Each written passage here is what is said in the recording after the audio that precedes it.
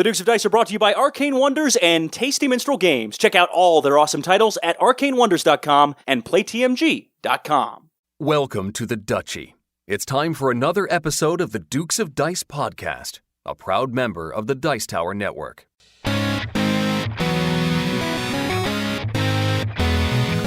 Coming to you from the Duchy in the Duke City, Albuquerque, New Mexico, it's the Dukes of Dice, a podcast about board, card, and occasionally role-playing games. Today, the Dukes review Yamatai from Days of Wonder.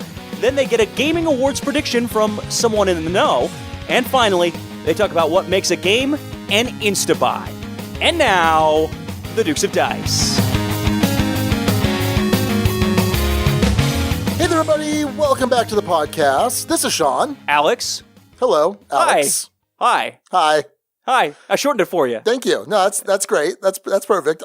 Again, I'm sure new listeners who are listening to us for the first time are like, I don't know what's going on here right now, but that's fine. So yes, this is Sean and Alex, as you said. Yes. This is episode 150, Alex. 150. This is our 150th episode. We should have some sort of fanfare for this, shouldn't we? But we definitely don't. We don't. No, I mean, the balloons I was going to have in here down in the Duchy basement just didn't show up on time. Yeah. Sorry about that. Yeah, so, I mean, this is definitely kind of a cool milestone, 150 episodes, although we kind of do our celebration at the year mark. Right. Which is going to be, what did we say, episode 150? It's going to be 155 this 155. time around. Because we took a week off for Thanksgiving at one point sometime. Right. This past year. Right. Yeah. So if you're wondering why we're not doing a big celebratory thing for 150, which, again, awesome milestone, just because we do it yearly. August we'll be having an awesome anniversary show to kick off our 4th season of the Dukes of Dice. Ooh, seasons. Yeah, why not? Okay. I heard Boards Alive, they talked about seasons the other day. I know some YouTube channels, they do, like Dan King, Game Boy Geek, does seasons, Rodney does seasons. I like how it sounds. Okay. Or we could be British and be series.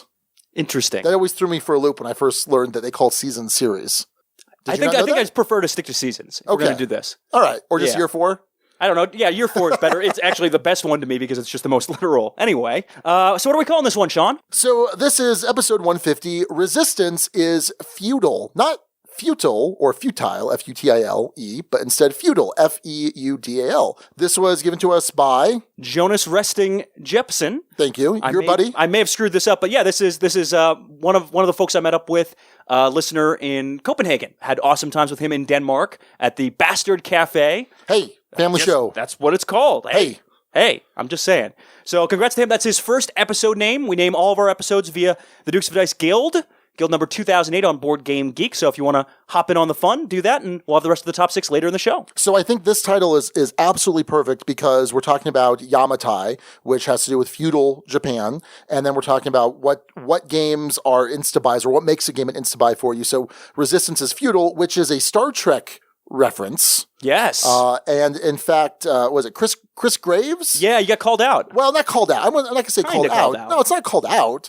But Steve Rourke mentioned, he said, I suspect that Resistance is feudal will be, one of Sean's frontrunners because of his love for Star Trek. And then Chris said, wasn't he more of a Star Wars guy? Chris, a newer listener to the show, is apparently, or was at the time, unaware of all my Star Trek bona fides, Alex. Yes, of which you have a number, and in fact went and listed them on the guide. I did. So I'm not going to go over all of those here. If you want to go check that out on our Dukes Double Take for episode 150, you could see all of the, not Double Take, sorry, Dukes on Deck. There you go. The Dukes on Deck for episode 150, I kind of list out all of my Star Trek nerd cred. Excellent. So other things going on. So a couple things that are also kind of going through the guild. Patreon interview episodes, which, to be frank, is not a great name, not a catchy name, but we've had more and more of those. We just had just over the weekend, this past, well, by the time you're listening to this episode, it'll be about a week ago this came out. But Kwanchai Moria, the awesome artist, stopped by. We had a nice interview with him. I just, the night before recording this podcast, did the interview with Alexander Pfister, and we've got a little clip of that coming up later on in the show where the double take would normally be, we don't have a Duke's double take this week, but a cool clip of the show, clip from that interview, I should say. And then separately, we're asking for help naming the Patreon interview episodes segment because it's just not a great, catchy name. Holding Court was a suggestion. I didn't think that one was too bad. Pie, so sort of a Suzanne reference because it's Patreon interview episode, so everything would be a slice of pie. kind of catchy, I guess. Yeah, there's something there. There's something there. But if you want to help out with that, also go on the Guild. There's a thread there for that. So we've also been mentioning over the last couple of weeks that we're looking to increase our web presence, our dukesofdice.com website. We've had the fantastic reviews from our buddies Matthew and Matt. Wham! Wham! Who out there is tired of us just going, wham? The Wham Boys. The Wham Boys. So, they do these fantastic reviews, and we've got a couple people that have reached out to us about providing some content over at dukesofdice.com. And we're certainly open to other suggestions, other ideas. So you can email me at Sean at Dukes of Dice. You can geek mail me over on Board Game Geek. You can mention something in the Guild, Facebook, whatever. Well, Carrier Pigeon works too. It sure does. Sure does. Ravens. Don't do that. We use ravens. Yeah. No animals were harmed in the making of this podcast, probably. In Westeros? Because ravens? Okay.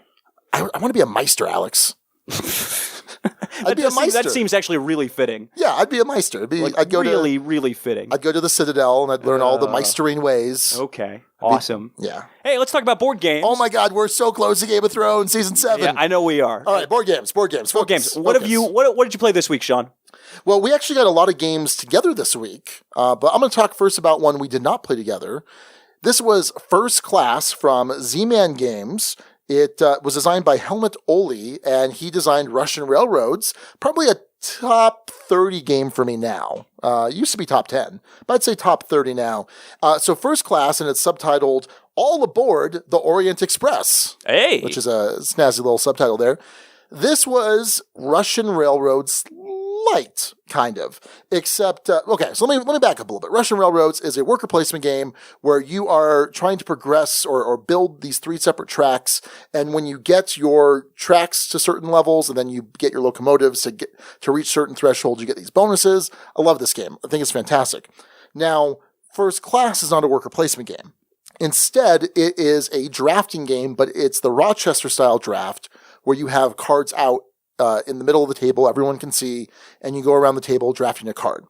Now, when you take a card, it's going to do a couple different things. Either it's a card that will let you add to a track, because you have this little locomotive that moves along this track, or it will give you movement of your locomotive along the track, or it'll let you maybe add extra cars to your trains, because you also have these other 2, they're not tracks in the sense of railroad tracks, but this tableau that you're building of different train cars on your particular trains. So you can add those, but then you're also going to want to advance these workers on those cars, because the farther you advance them, the more points you're going to score, but you have to also upgrade those cars. They kind of start off as these flat, pallet cars, and eventually you can upgrade them so they're worth more points, and they're nicer cars. That's just the surface of it, Alex. There is so much more to this game, and it left me feeling very similar to Russian Railroads in that you're doing all these different combo chains. You're advancing this piece, which gives you this bonus, which lets you advance this piece, which gives you this other bonus. And so this was in a lot of ways Russian Railroads light, or maybe Russian Railroads light medium, so to speak. I think you would like this a lot. Rory was very high on this. You were pretty high on this. Yeah. And it seems like the buzz, and I've heard good things about this before. Right. So it's something I think I've got to get to the table at some point soon. Yeah, I think you're going to enjoy this. And the base game comes with a couple of different modules. There's some contracts, there are some passengers, and we threw a couple of those in because everyone else had just played the base game. It was my first game, and they were kind of itching to try some of the new stuff. I said, yeah, let's throw it in. I'll be fine. Came in last.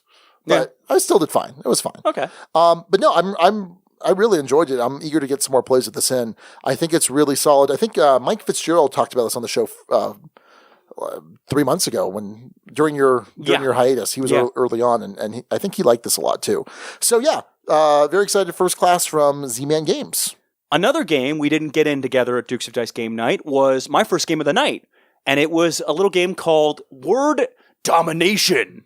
And the subtitle for this one cracks me up. It's Word Domination Spelling Disaster. Ooh. Yeah. Which I think may throw some folks off, because I know when you say spelling, people maybe get the hives break out on their skin. They start thinking of middle school spelling bees. By the way, Alex Goldsmith, Santa Fe County spelling bee champion. Congrats. Back in the early 2000s. I think early 2000s. Anyway, Do you not know when you went to school? I know when I went to school. I just don't remember what year exactly I won the Santa Fe County Spelling Bee. It's a very important, momentous event in my life, Sean. Go on. The trophy was a geeky bee. It was literally like a bee with glasses, books, and braces. I don't know where that trophy is. That's terrible. I know, it's so weird. But yeah, geeky bee trophy. Anyway, this is a game that does involve spelling to a degree. It's a word game, as you might imagine from a game called Word Domination. And what you're doing is each turn you are drawing a tile and then placing it around the perimeter of the board. Where you place it sort of matters as far as scoring goes. You're trying to claim tiles by getting 2 of your zeppelins, 2 pieces onto that tile. You want pieces in clumps of 3 because if you do, they're doubled. So instead of being worth 1 point each, they'll be worth 2 points each. So you want stuff next to each other. Each turn you're going to be placing a tile and then spelling a word that uses that tile somewhere in the word. As you're spelling the word, you're using these other tiles out on a grid. You don't have to put them next to each other. You don't have to create like a Mancala-style path. You just have to incorporate the letter that you played that turn. Certain letters give you certain special abilities. They might let you drop extra zeppelins. If you drop your zeppelin onto a space where someone else has a zeppelin, for instance, though, you'll boot them off. So there's sort of an area control Scrabble game is the best way I can describe this. And it actually worked really well, I think. It was a good amount of fun. I'd play it any day over Scrabble. I'll put it that way. Okay. And it doesn't take too long to play. You play it over the course of 6 rounds.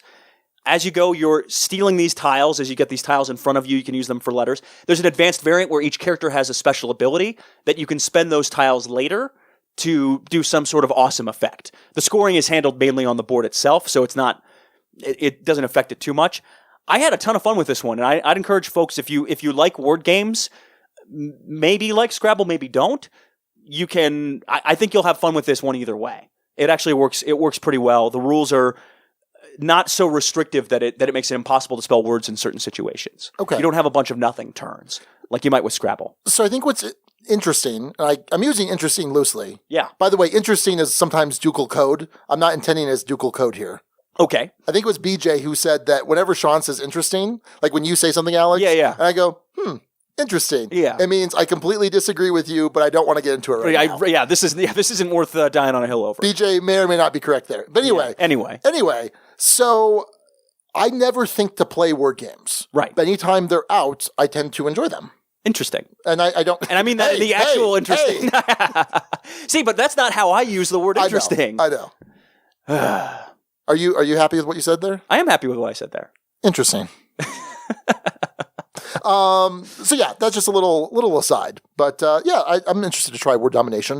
It looks pretty cool on the table. Yeah, it's pretty nice. The one thing with this, though, I will say the one thing with this game, the box it doesn't work well with the player boards. The player boards are just like just a little too long, and they stick out, and the box doesn't quite come together. And that was bugging Matt, who brought the game to the table, one of the Wham boys. Just bugging him, and it would have bugged me to no end, and it would definitely bug you. So I don't know if there's a decent solution for that or not, but it was a weird component thing with this one. Other than that, it actually worked really well, and give that one a look. It's Word Domination Spelling Disaster from Uproarious Games. So finally, we're getting to one of the games that we both got to the table, The Lost Expedition from Osprey Games. This was actually sent to us by Osprey for us to take a look at. It's designed by Pierre Sylvester, and he's done some games like The King is Dead, which is another Osprey title. He also did Wir sind das Volk, which means we are the people. And I had played this. It's on the same board game core, I think, that does Food Chain Magnate, same online application. And Matthew and I had started to play a game of that, and then we kind of fizzled out because neither of us really knew the rules, and we kind of anyway. Let's talk about The Lost Expedition. So the story here is that legendary explorer Percy Fawcett marched deep into the Amazon in search of El Dorado. He was never seen again. Your team has gone in search of him, but now you hope to escape the jungle with the greatest treasure of all, your life. So this is, it is a cooperative game. There is a head-to-head version that you can play. We didn't play that. We just played the cooperative, and there's also a solo version. We played it 5 players, which is the maximum player count. According to BGG, 1 to 3 players is kind of the ideal player count, and I think I can see that. We may have had a few too many cooks in the kitchen with just all 5 of us, and it wasn't bad. I don't think anyone was alpha gaming. Usually I'd be looking at myself for that. Yeah. But I don't think that was necessarily, I think we were getting a consensus. No, it was pretty democratic. Yeah, we were getting a consensus. So this is pretty interesting. You have these 3 explorers, including one of them can be Teddy Roosevelt. I love that. Yeah, that's really cool. And so each one of them has a certain specialty, a certain knowledge. Can I throw this out there? I think just about any game is going to be made better by putting Teddy Roosevelt in the game. 100%. Yeah. Did Escape from 100 Million BC have Teddy Roosevelt? Oh, yeah. I think, yes. No, it did. Absolutely does. Okay. Yes. Did it have Franklin Roosevelt? I don't think so. I didn't look through all of the stranded people tiles. Not a fan of Roosevelt favoritism, but we'll get back to that all later. Right. So anyway, each of these different explorers has 3 different specialties, or they have a specialty each, rather. So it's navigation, outdoorsmanship, and I forget what the third one is. But basically, it's these 3 different icons. And you can play this in easy, normal, or hard mode. The modes will determine how much health all of your adventurers start with, also how many cards in this path. And it's just a simple path. You have these nice big tarot-sized cards that form the jungle path. It's just a straight linear line. That's completely repetitive. Excellent. And you're just trying to get from the start to the last card, which is El Dorado. And if you do that with just one of your 3 adventurers, you win. I love that you can kill people off in the party. Yeah. And sometimes you're eager to. It seemed like we were a little eager to kill off our first person. We were definitely trying to speedrun this thing. Yeah. And maybe just a hair too fast.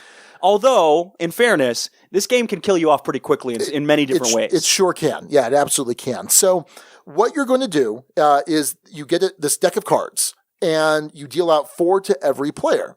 Now, everyone is going to play 2 of their cards. You play 1 at a time, go around, and then you play a second from everyone's hand. These cards all have a numerical value. You can't communicate what you have in your hand, so you just play a card, and then they're going to get organized from lowest to highest. Then, once they're all played out, you're going to execute the cards from lowest to highest. And there are 3 different types of symbols on these cards, or 3 different categories. So if it's yellow, it's compulsory, you have to do it. If it's red, it's going to give you a choice of between several red options, and you have to do one of them. And then if it's blue, you can choose to do none, some, all of them, whatever you want. But you have to kind of do them in order. Some of them are going to give you resources. Some of them are going to have you pay resources. So there's food and ammo and health. Some of them are going to give you the symbols for those specialties, those areas of expertise. Others are going to have you pay those, and you can pay that either by spending a card that you've previously acquired that matches, or by spending health from one of the characters that matches, or just 2 health from another character. And so I thought what was really interesting here was basically it's kind of like a cooperative programming game, but some of the cards have abilities where they let you swap cards later in the line or skip cards later in the line. So once you establish your program, you still have some control over how it executes, especially when you're choosing which red box you're doing or which of the blue boxes that you're doing. So that's the first half of a round. That's the morning. And then in the evening, you're doing the same thing of playing 2 cards, but now you play 2 cards out, and you play them in the order they're played, not in the numerical value, because it's kind of dark and I don't know. All of these cards represent these different obstacles. There's like poisonous frogs, and there's Black Panthers, and there's all sorts of stuff. Lovingly depicted with actually really good art. Beautiful Love the art in this game. Yeah. So yeah, we did not win. We came very close. We were playing in the normal mode, and we had Teddy Roosevelt. We needed 1 more health. 1 more health. If he was just a little bit sturdier, which is weird to say with Teddy Roosevelt. It sure is. But just a little sturdier, we were across the finish line. And it was a lot of fun. What do you think, Alex? I liked it a lot. I did like it a lot. When you add this art, this sort of grizzled, you mentioned it's the grizzled, but with a little bit more of the programming element as you play through this string. Tough decisions.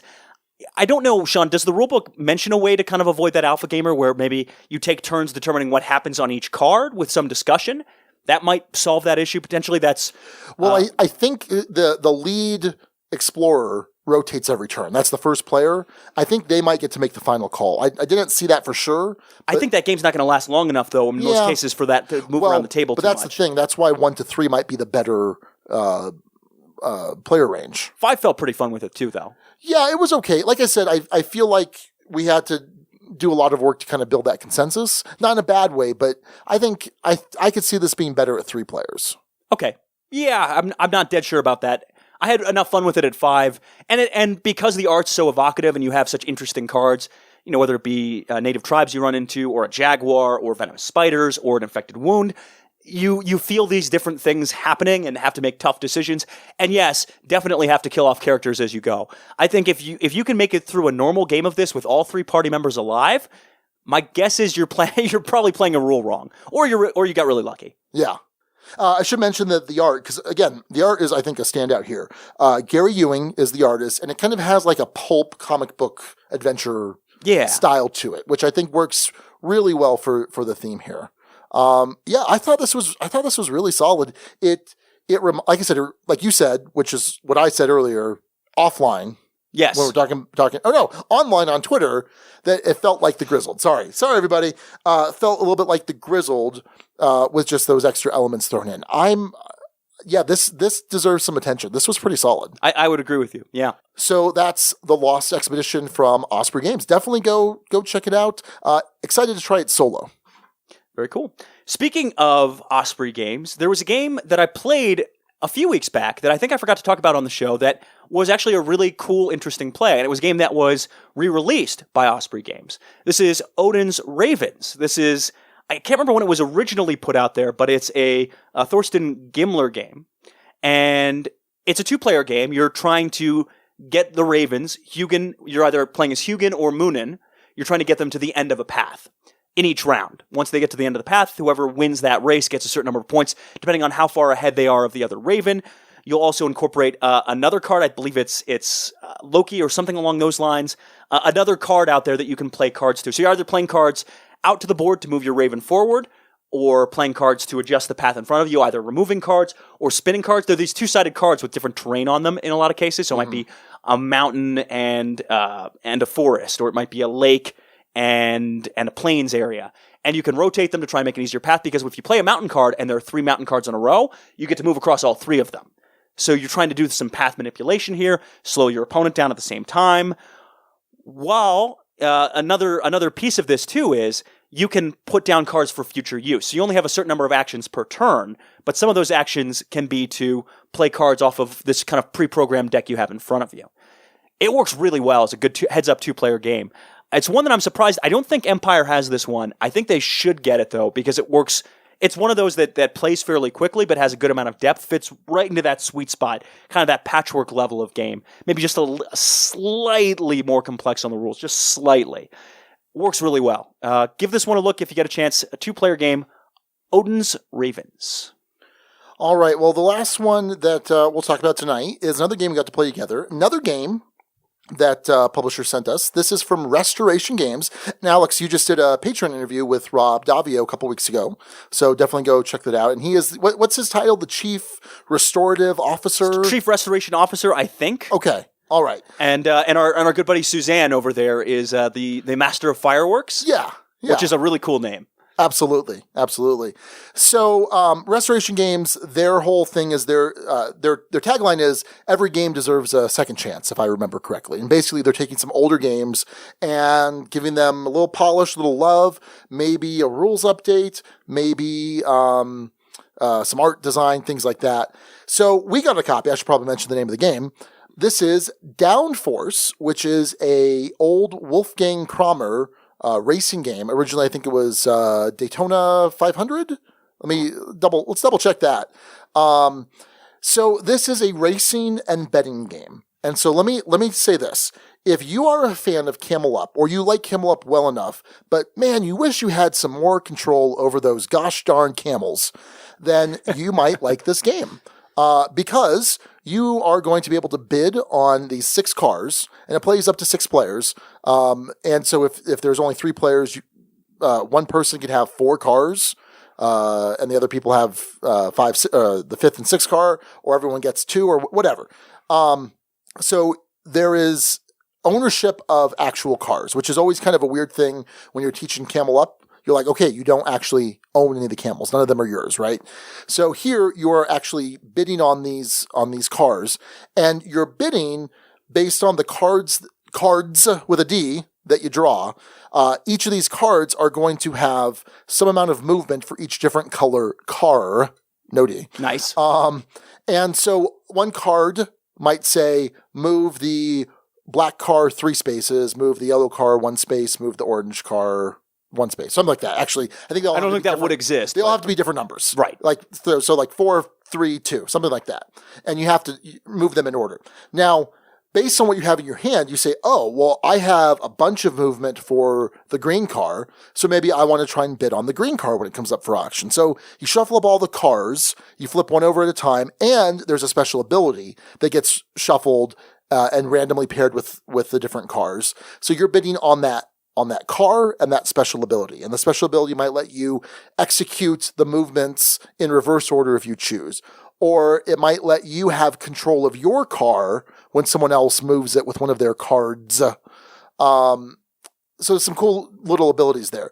So once everyone auctions off all the cars, and again, if it's a 3-player game, I could wind up having, 4 cars, and then the other 2 opponents get 1 each. The trick is that purchase price counts against you at the end of the game. So just because you have more cars doesn't necessarily mean you're going to do so well, because you have to pick one of those special abilities. You don't get all 4 of those special abilities. And the purchase price really is which card you're simultaneously laying out cards, and whatever color you're bidding on, that value, whether it's 6, 5, 4, 3, 2, 1, is how much you're bidding. Okay, so then the race begins, and it's this racetrack, and sometimes it's 3 wide, sometimes it narrows to 2 wide, sometimes 1 wide, and so this is very much about jockeying for position, trying to cut people off. So once you're in the race, you play a card and you execute from top to bottom. And so you're trying to play cards that help your cars, and try and help your opponents as little as possible. There's definitely trying to jam things up. So it's fantastic if I've managed to pull off a jam, and Alex, you've got the orange car, and now I play my card that says orange moves 6. Well, you can't move at all, but my green car moves 3. So I've totally, made great use of that particular card. Right. You've nullified the advantage I might have gotten off of that. What balances this out, though, there are these betting lines. As soon as a car crosses a betting line, one of the 3 betting lines, at each betting line, you're going to pick a car you think is going to win. It could be your car, a car you own, or it could be someone else's car. And you're going to get a certain amount of money paid out depending on how that car does at the end of the race. Obviously, if you predict the right car to win first at the first betting line, you're going to get paid out much more than if you make that prediction when the race isn't necessarily determined, but it's a lot easier to see who's going to win. And that's where it feels somewhat like Camel Up, sort of with that leg betting element.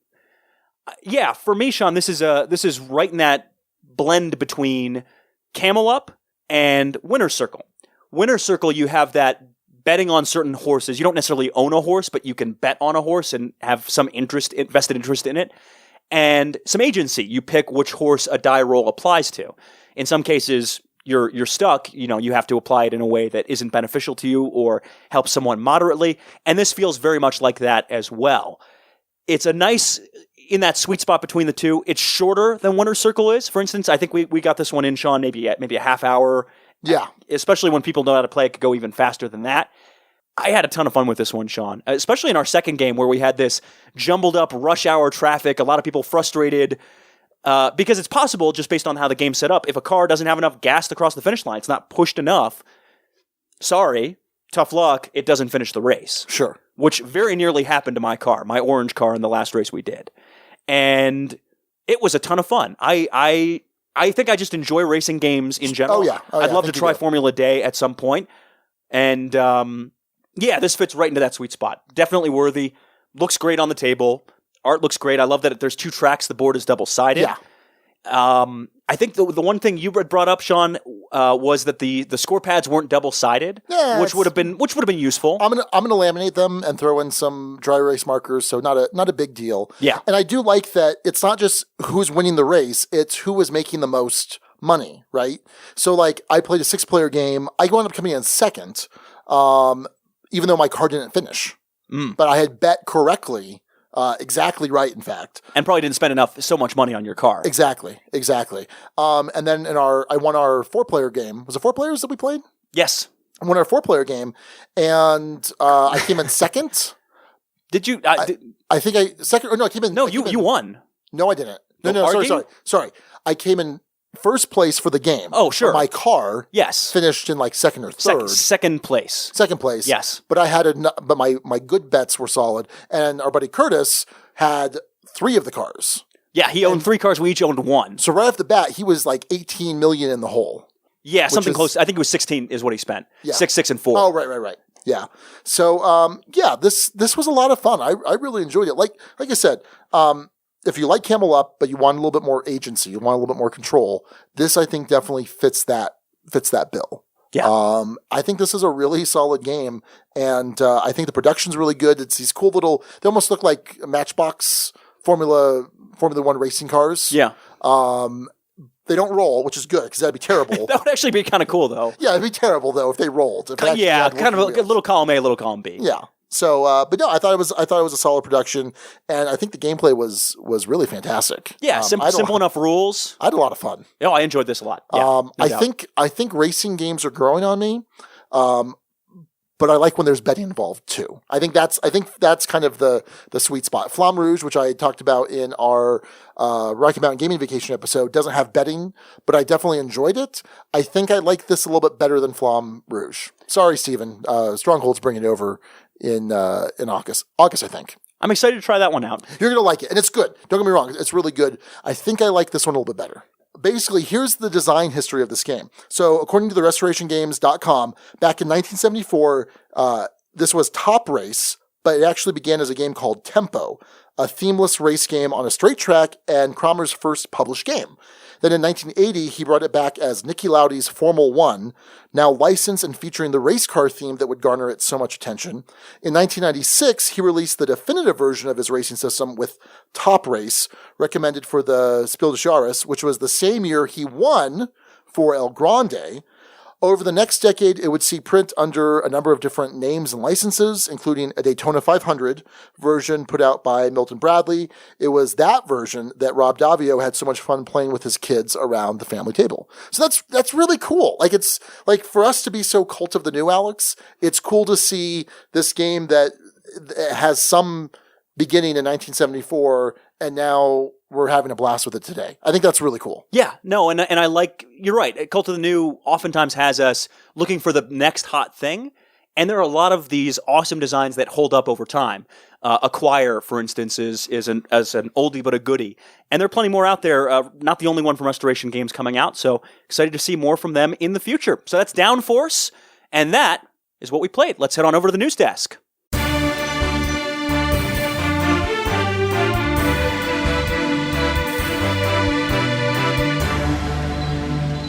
All right, first up in news, an award again, but this is one that Sean especially tracks closely. It's, I'm going to butcher this, the Jogo do Ano? Something close to that? I think it's... My Portuguese is a little rusty. Anyway, the Jogo do Ano. It's actually, the J sound in Portuguese is like the English J, so I think it's Jogo. Jogo do Ano? Okay. I think so. Cool. Portuguese listeners, if you know how it's properly pronounced, let us know. Anyway, the nominees for this year's games are Great Western Trail, woo, Scythe, woo, Terraforming Mars, woo, Tramways. I probably will. I'm very excited to try this.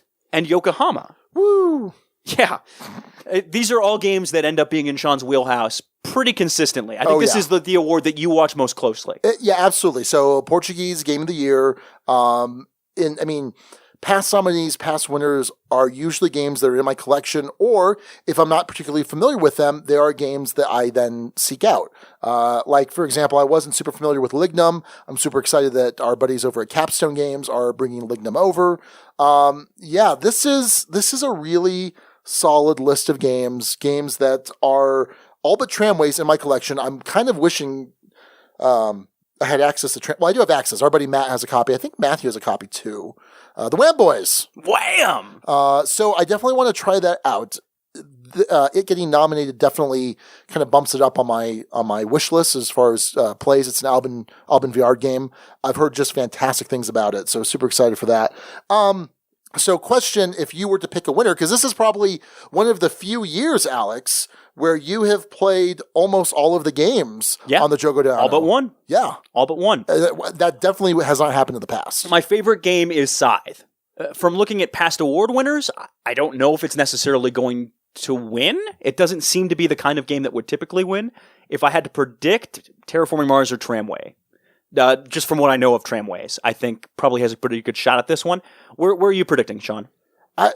Yeah, so it's hard without having played Tramways. I think what's interesting is, in some ways, these other games are a little bit lighter than past nominees. Not greatly so, but enough that I think it's noticeable. I think Tramways is probably the heaviest of all of them, which, again, that's conjecture. It's my understanding. Let's go back real quick. 2016, Mombasa was the winner. And so Great Western Trail, those are both Alexander Pfister games. So right.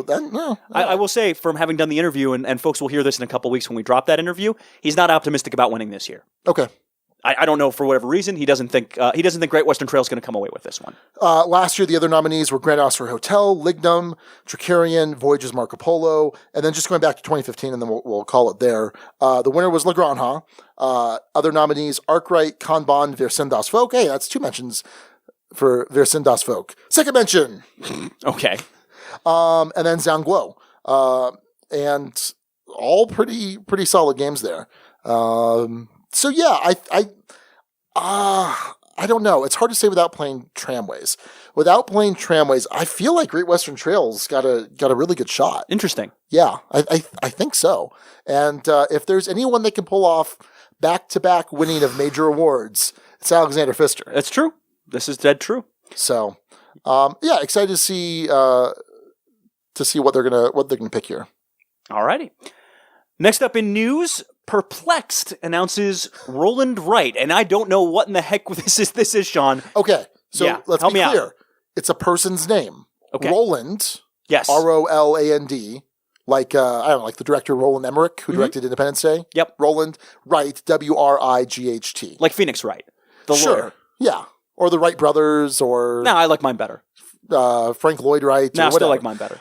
So Roland Wright is a game designer.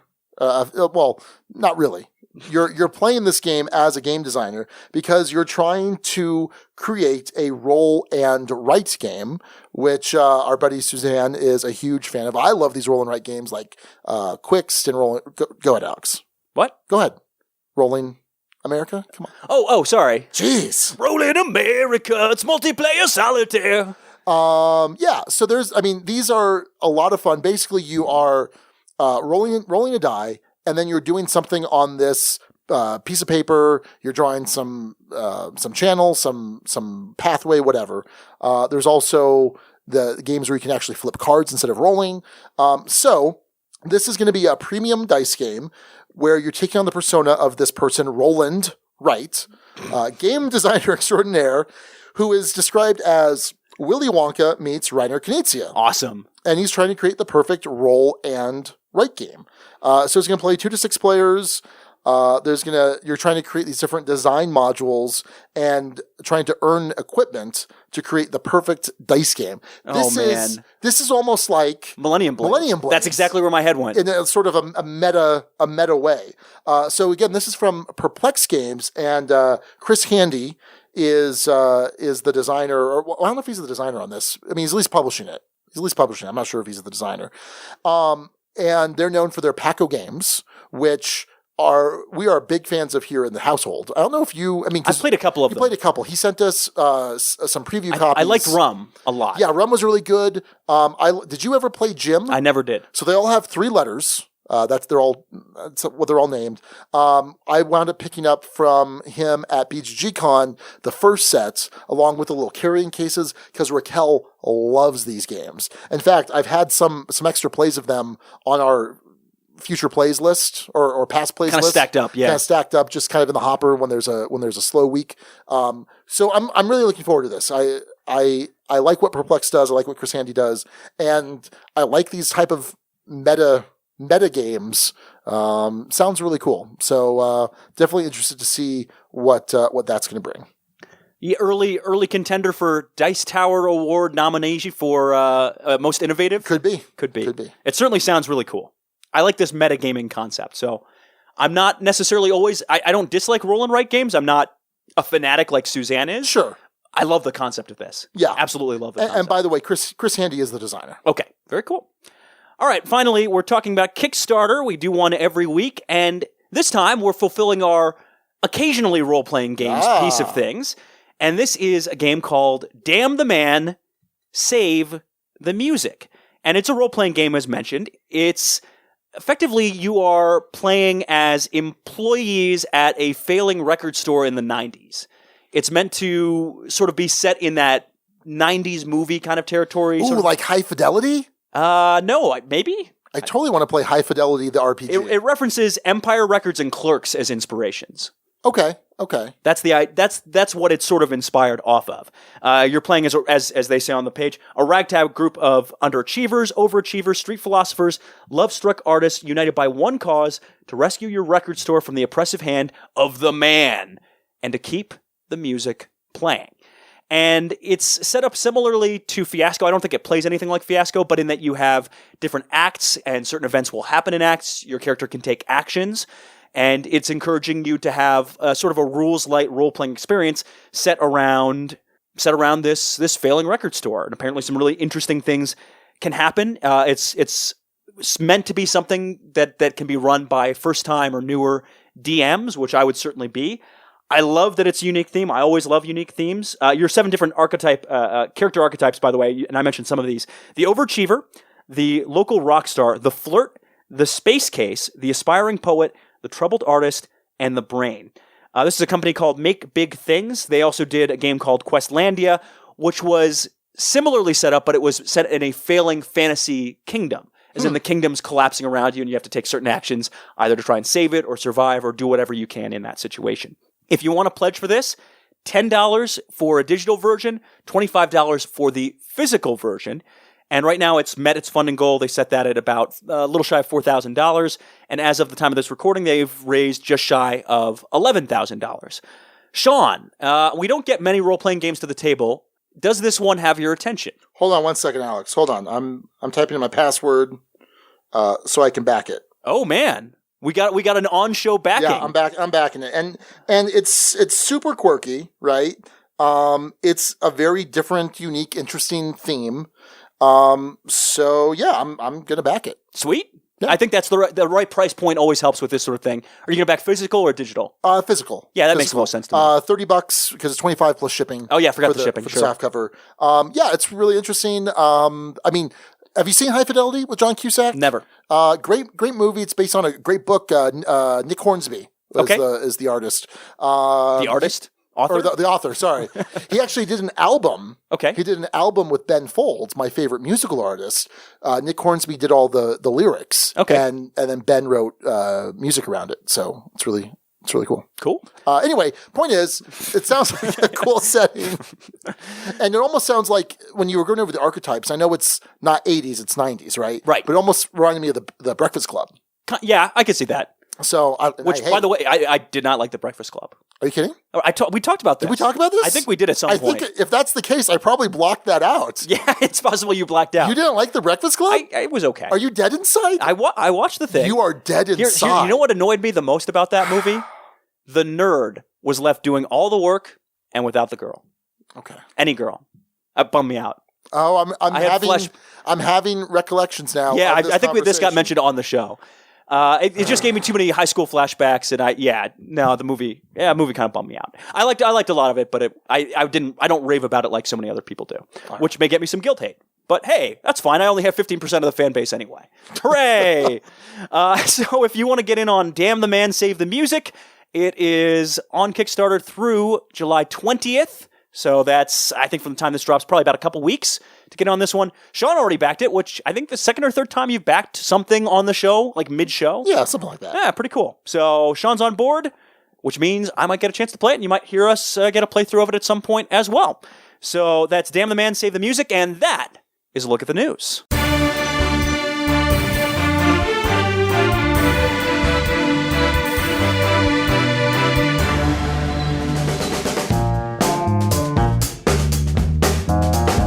Well, Sean, I'm packing my bags. Oh, you're leaving again? Yeah, I'm going to Kyoto. Okay, that seems weird. With my army. You have an army now? Yeah, I do. Are you an army of fans? 15% maybe. Hey, that's a good number. Yeah. All right. No, but I'm talking not about actual travel for once. I'm talking about Jiraku, soon-to-be-released game from Tasty Minstrel Games. Oh, you're not being literal. I was so confused. Yeah. Ads are hard, Alex. So in Jiraku, you are trying to play out armies to the board and control different territories of Japan with the ultimate goal of dominating Kyoto. So what's interesting here, Alex, is unlike a lot of area control games, the main mechanic here is trick-taking. Yeah, that's right. You heard me. Trick-taking. It's a trick-taking area control game. Area control and trick-taking. How many times can I say trick-taking, Alex? Several. Not an infinite number, but a good number. So it's pretty interesting, right? I mean, because you don't typically see that kind of combination. And it works really well. It does. In fact, you have played this. You played this in your travels. I actually imported the copy before Tasty Minstrel Games was nice enough to kind of do that work for our listeners out there, which is going to be happening pretty soon. It's anticipated July, maybe August release for Jiraku. You can check out Jiraku and all of TMG's other titles at playtmg.com.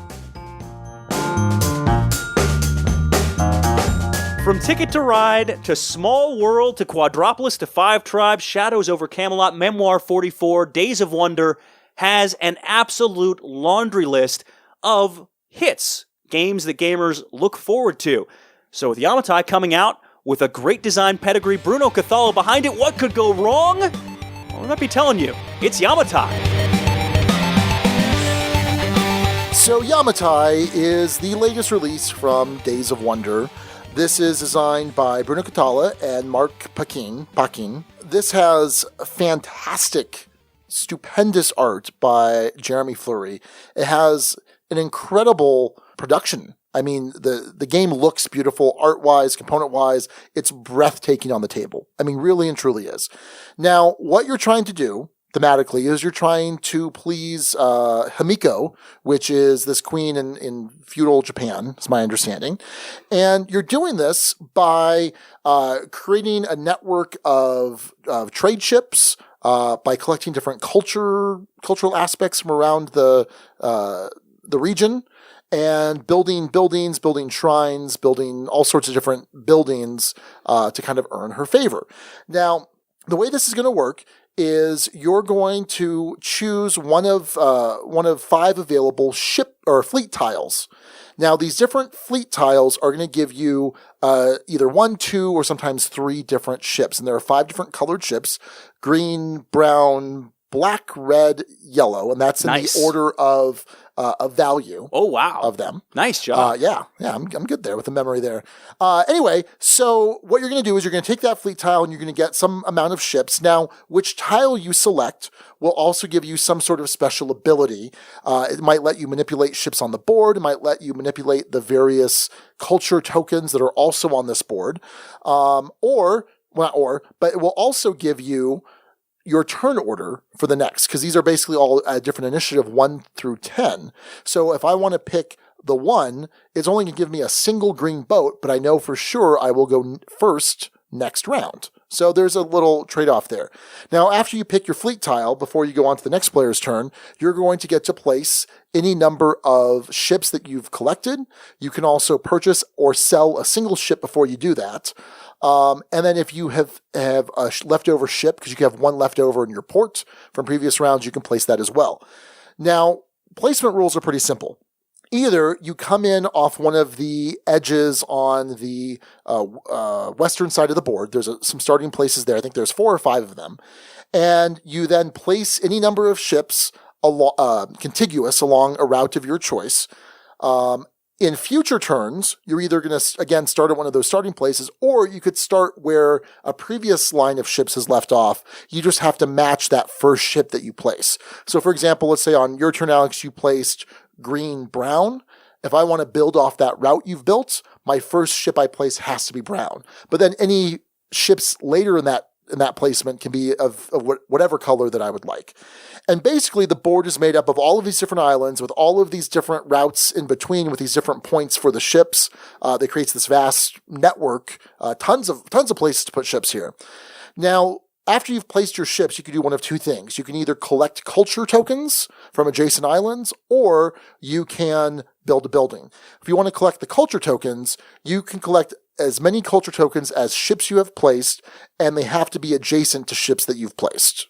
So, for example, if I place 3 ships and I am adjacent, that placement's adjacent to 3 different islands, I get those 3 culture tokens. Now, these culture tokens are, I think, 5 different colors. At the end of the round, you can turn 2 matching in or 3 different ones in or maybe it's just 3 of any. I can't remember. 3 of any for one of the djinns. Oh, I'm sorry. I meant to say specialists. Yes. And we'll come back to them in a second. So that's why you might want those culture tokens. Now, alternatively, you can build a building. There is a row of 5 buildings available for you to build, and they are checking to see what ships are surrounding a particular island. So it might say green, green, green. You need 3 green ships bordering a particular island that is cleared of a culture token. And if you have that there, you simply take that tile and you take one of your building pieces and put it there. Depending on where you're placing it, you might score some extra bonus points if it's on a mountain or if it's next to one of the shrines. Or you might score some money if you're building a connected chain of your buildings. Now, in the alternative to building one of your buildings, some of the building tiles will produce these neutral advanced pieces, these shrines. They're typically worth more points, but you don't get as many benefits. You can't get bonuses. You can't get bonuses from them, right? And money, if you build your buildings next to other buildings, other of your buildings, you'll get a money bonus from that. Correct. So they're basically just worth some more points. Now, once you've either collected culture tokens or you've built these buildings, then you have the option of purchasing one of the available specialists. These specialists will get 2 money placed on them if they're not purchasing around, so that the longer they're there, the more money they're going to be worth when you finally pick one up. And they're going to be worth some amount of points, perhaps, and they're going to give you some sort of ability. So, like, for example, there's one that lets you purchase yellow boats, because normally you can't purchase the yellow boats. They're not in the market, so to speak. There are ones that let you come in from any edge of the board, not just the starting edge. That's a nice little ability. So different specialists will give you different abilities, and again, be worth different points. The game is going to end either when one player has built all of their personal buildings, when you've run out of specialists, when you've run out of building tiles to build, or you've run out of one color of ship. So you add up all the points that you've scored, and whoever has the most points is the winner of Yamatai. Alex, what do you think of Yamatai? Oh man, Sean. We got some problems here, don't we? Yeah, we do. And we are in, I think, the minority here. Really? I spent some time because I'm thinking to myself, what am I missing here? What am I not enjoying about this game? And I went out and I read some reviews, and everyone is just in love with this game, Alex. So we are going to be in the minority here, and I'm really surprised because this is something that I was really looking forward to. So yeah, and I in some ways this is sort of your Seven Wonders in some Seven Wonders Duel, I should say. And my version of that was, it was a game I should have liked by all rights. It's Seven Wonders, which at one point was my favorite game, listed as my number 1 favorite game of all time. It was, it's Bruno Cathala. It's a designer you like. You like Five Tribes. Love Five Tribes. Yeah. For me, it was Antoine Bauza, was one of the designers on Seven Wonders Duel. And it just never quite clicked with me, even though for so many other people, it's fantastic, amazing, and I'm definitely in the minority on that one. You're just wrong, Alex. You're wrong. It could be. So I think I actually am higher on this game than you are ultimately. I think so. Yeah. But it's got some issues that make things a little tough. I think you'll hear us talk about AP problems with this one, analysis paralysis problems as we go for this. It's got some, quite frankly, baffling component issues. Baffling to me in that so much of this game is so well produced. As you mentioned, it looks fantastic on the table. Bright and colorful, works well. But for me, there are a couple of things in there that do not work in a way where I don't know how this got mixed up. Okay. If that makes any sense. And we'll talk about that probably pretty soon here. I think there's actually some merit to this, though. I love the abilities on the fleet tiles. I love that turn manipulation. I like how it does that. The trick with this one for me, Sean, is there's only 1 player count I'm ever going to play this at. Okay. 3 players. Interesting. 3 players, and ideally when everyone knows what they're doing. That was. I find that legitimately interesting. Okay. Well, we'll talk it out further. No, that wasn't a Sean. Oh, I see. Yeah, it's a callback. Ducal, interesting. Yeah, understood. And we'll get into some of the reasons why, but effectively at 2 players, it doesn't streamline the game like a lot of 2-player plays do. And at 4 players, it's going to be way too much of a grind. I did not actually play this at 4 players. I'm extrapolating, but I think it's probably a pretty fair extrapolation. Sean, where are your general thoughts on this one? So when Days of Wonder announced this, I said, ooh, this looks really cool. I remember seeing a prototype at BGG-Con. I didn't get a chance to play it, but I'm like, this looks really cool. Very excited to try this. This was definitely on my radar. And then the rules came out like 4 months ago. PDF of them became available. I read them over. I had already heard that this was going to be kind of like a spiritual successor to 5 Tribes. I read the rules. I'm like, ooh, this sounds really good. It does sound like a successor to 5 Tribes. And I have kind of a checkered past with 5 Tribes.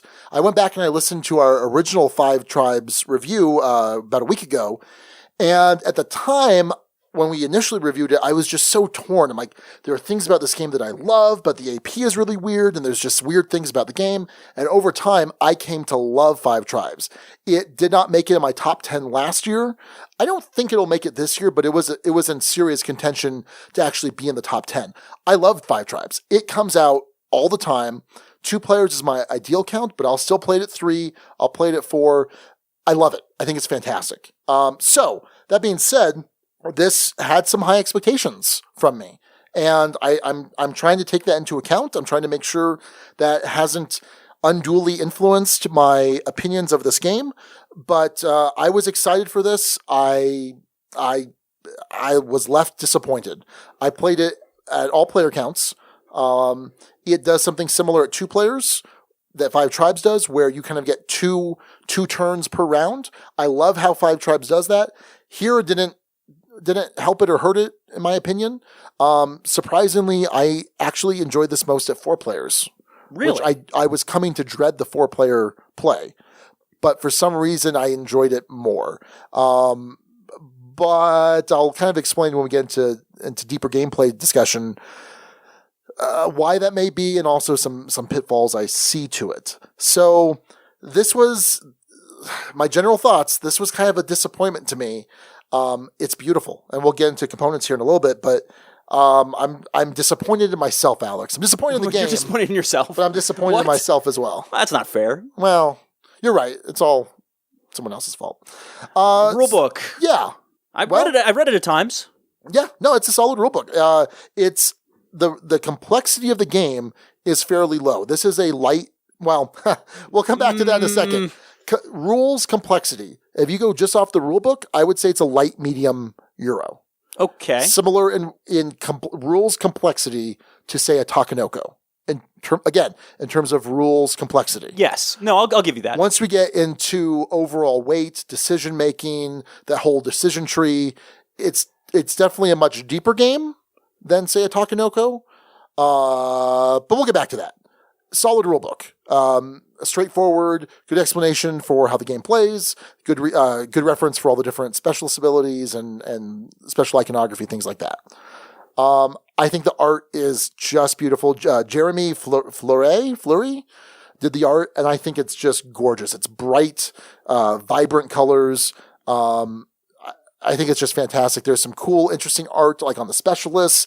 I think she's the specialist that gives you extra ports so you can keep more ships from round to round. And there's this like squid thing that's wrapping around her or something. I don't know, it's weird.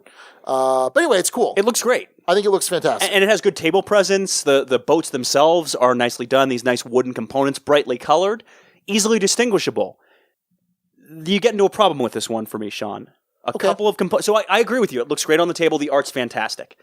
There are 2 pieces of this that affect gameplay. And whenever your components or art hinder gameplay, I think it's a big deal. Okay. On the buildings themselves, at least from my point of view, brown and black looked way too similar. Yes, absolutely. Way too similar. And that may not sound like a huge deal. The problem is you need to acquire certain boats either through picking those fleet cards or buying something from the market. Boats that have different costs, boats that are already on the board. And it's easy enough on the board to see the difference between a brown and a black boat. But on those cards, they all kind of look like black, even though when you look at them closely, oh, this one's actually a brown requirement. It's a pain in the neck, and it came up so many times, people reaching up, picking up the card, looking at it closely. And when you're trying to do a quick evaluation of your options, it slows things down, and I don't know if they needed to have, instead of brown and black, 2 different colors or something else here, or if they just ran out of colors for whatever reason. But at least on the card printing, that needed to be more distinct, and it wasn't, and it was a nightmare. Yeah. A mini nightmare. The other one, and this is in the similar vein, with the culture tokens. You have different types of culture tokens. There's 2 of them that look very, very similar. There's an orange and then like an orangish tan. Pinkish kind of-ish thing. Yeah. Yeah. And 2 similar. If you look at them, the symbols are different, but at least from a back a ways glance from a typical table look of this, harder to evaluate your options. And I think actually in my first game of this, someone may have actually spent 2 different culture tokens without realizing they were actually different. I think that's a problem. And I don't know if they ran out of colors or ran out of pattern or what happened, but it's a usability piece of the game that dampened my enjoyment of this a good amount. It's a problem. So I will say this. I don't have the best eyesight, period. I took a hockey puck to the eye senior year of college. Did you take an arrow to the knee? I did not. Okay. Never actually played Skyrim, but it was... Okay. Do you not know the reference? Not really. Okay. It's a Skyrim reference. I haven't played Skyrim. Oh, well, neither have I, but I still know it. Okay. Because I'm in the know, Alex. Good job, Sean. All right. You're a better person than me. I agree. Thank you. I'm glad you finally admitted after all these years. I took a hockey puck to the eye. Had to have cataract surgery on that eye. So reading closely isn't always the best thing, but trust me, I'm not the only one complaining about this. Anyway, component issues hamper the game, which is a shame because as we keep saying, it's a beautiful looking game, good table presence, nice components otherwise. Yeah, no, I agree with that completely. So I'll leave it at that. Let's jump into the gameplay, Alex. So what's interesting, and okay, let me also get this out of the way. There's going to be a lot of comparisons to Five Tribes. And on one hand, I'm like, oh, is that fair? On the other hand, I'm like, yeah, it's absolutely fair. Because this was kind of billed as, again, that spiritual successor to Five Tribes. There are some elements that are in common, although it's definitely a very different game. There's this whole kind of pattern recognition aspect. In Five Tribes, you are removing meeples from the board. Here, you're placing ships onto the board, but you're trying to create a certain pattern of ships around the island. And to me, the biggest problem, quote unquote, problem with Five Tribes is the anxiety of setting up your opponents for some big turn. You're like, ooh, I'm going to do this, which is going to let me do this. That's really cool. Oh no, I completely just set up the next player to do this amazing turn that nets them way more points. And so you have to worry about not doing that. So maybe you choose a slightly lesser action that's going to give you a little bit less points, but it's going to be a net advantage to you because you're not giving your opponent something else. I feel like in this game, this takes that concern of Five Tribes and magnifies it. Because you are, instead of taking pieces away, you're putting pieces on the board. Right. You're just making it that much easier for other players to set things up. So certainly there's an aspect of I want to go early so I get first shot at building this particular building. But now because I've gone early, I've also helped set up these other pieces to get built. Because let's say that I'm trying to work on this building that is like yellow, red, and I put it down. Well, now I kind of help set up this island so that with a swap of a piece or a slide of a piece, and they put these other pieces in, now they're able to build this big shrine for 6 points. And it just seems unavoidable because you're putting pieces onto the board instead of taking them off. And almost to the point where I just stopped caring. And to me, that made it less interesting. It's like, well, I don't care. I don't care enough. I don't want to put as much thought as is truly required into this game. And that's where we kind of, you talk about games that have simple rules, but great depth. Right. And I think that this has, lighter complexity rules, and there's a depth to this game, but the depth is almost too much. That decision tree is almost too much for the overall weight of the game, and it's not fundamentally interesting decisions. Here's a list of something that might happen on your turn, a decision that you might be faced with. First, what am I picking in terms of turn order? What boats am I getting from that? What ability am I getting? How am I using that ability? Using that ability, how am I possibly setting up a building this phase or grabbing as many culture tokens as possible? What am I trading those culture tokens in for ultimately? Am I going to use any of my assistant abilities, specialist abilities to help me in that? and I think I've left out a couple of even potential decisions. Sure. Whether you're buying or selling a boat is another thing.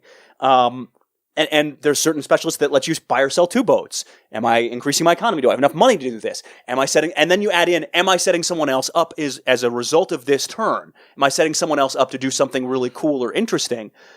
That's a lot of different things to think about and a lot of points where you can get stuck. And I found, I can be an AP player in some situations. It's gotten better over time. Yeah. This brought out my inner AP again because it's so much of, don't want to set this person up. Don't want to do this. Make sure I'm executing every single action. Make sure I'm doing this in this order. And it was maddening at some points, especially when you get into a 2-player game where you might have back-to-back turns of this. Okay, this turn I have this that might set up this. In fact, by the way, there's a potential where you would have 4 turns in a row of this. Yeah. Which, it didn't happen in any of the games I played. But man, I mean, you want to talk about not wanting to screw things up. I'm going to do this to set this up, to set up this, to set up this, to set up this. All of that decision process in that turn, and then possibly doing that multiple times. You add that up in a 2-player game, you got problems. It doesn't feel smooth to me as a 2-player game. It actually can feel clunky because of that. There's so many moments where you get stuck, and where it gets to the point where your opponent's like, hey, what are you trying to do? Can I help you figure this out? Right. Kind of thing, which is not a good sign in a competitive 2-player game a lot of times. The reason I like this best at 3 players, Sean, is because you shorten that gap of time. You don't have because it's just 1 turn in a row, at most maybe 2 turns in a row, you don't have that consideration or worry about having too many of those moments where you're setting up a turn and then doing another turn immediately, or waiting for your opponent to do the same. And because there are only 3 people at the table, in theory, that's going to reduce the AP. You still felt some of the twinge of AP with this one. Right. But it wasn't so bad at 3 players versus 2, where it ballooned into a nightmare in my play of this. So, now that being said, it does do some things really well. We're hammering this. I find you can have clever moves in this game, and actually pretty satisfying moves. I found interesting. Okay, I disagree completely, but don't want to get into. Well, you're going to get into it anyway. That's not a time for an interesting. So where I found things to be clever, for instance, Sean, is I have 4 boats. Can I get 4 culture tokens using these boats in some form or fashion? What buys do I need to do? What tile do I need to take? How can I rearrange ships to make that happen? What ships can I remove or slide? There are turns where you feel like you're doing something pretty clever. And sometimes in back-to-back turns, you feel like you're doing something clever. And I actually found moments where I was enjoying this. I found you could win this game in multiple ways. The first time I played this, it ended up being a nice economy. The second time I played this, it was a whole bunch of djinns against Cameron, who had a giant money engine going. Specialist. Excuse me. Wow. Yeah. Whoops. Anyway, so I like that there's multiple ways to win. I like that on occasion you do feel clever. There are enough things holding it back, though, that it makes it tougher to play. And I think I'm rarely one to make this pronouncement. This is normally you territory. I would only play this at 3. Okay. Period. End of story. So that's where I'm at. Anything else that comes up to you, Sean? Either innovation-wise, gameplay-wise here? Okay, so let's go back to, there are times where you felt clever playing this game. Yes. I don't think I ever felt clever. I felt like the turns were very samey. I mean, so in 5 tribes, you have 5 and then 6 when you include the expansion, distinct types of actions based on the color of the tribe that you're doing. Plus the space you're activating. Exactly. Plus 4 or 5 or 5 different spatial actions. So it's a lot more varied in that sense. Here you are sharing these buildings that are available to be built, the building tiles, and you're just putting boats out, and that's it. So while there are certainly times where you were able to pull something off, either from your specialist power or whatever, I never had these big aha moments, or I never had these profound moments where I felt really clever for figuring something out. I mean, to me, the biggest thing you would do is say, I really need to fit these 2 ships in here. Oh, there's only 1 spot available. Oh, wait, if I take this tile that lets me slide this ship or lets me swap a ship and then I buy a ship. And to me, it wasn't that rewarding, but it could take a serious amount of time to figure that out, especially late game when there's ships everywhere, So I don't know. Let's talk about the weight real quick, Alex. So over in BGG, this is a user-generated weight, and it's basically an average of what everyone thinks it should be. It's up to 5, and it comes in at 2.95. So really almost a 3. And a 3 is considered just kind of straight medium. 5 tribes is considered 2.89. Yeah. Do you think that's right? I think in terms of the AP you run into and how the turns play out, I guess, in terms of the rules complexity, it feels to me oftentimes like 5 tribes can be a heavier game. You would think by all accounts it should be a heavier game. In terms of how it plays out, in terms of how you have to think about your turns, though, you definitely have to go into, what do we call it? Go into the brain, go into the tank? Go into the tank. There we go. You definitely go into the tank a little more with Yamatai than 5 tribes, which is surprising and probably not necessarily a good thing. So here's what I did. I did an advanced search on BGG for all games between 2.9 and 3. Right, so that's kind of within that band of where Yamatai is. Then I ranked them I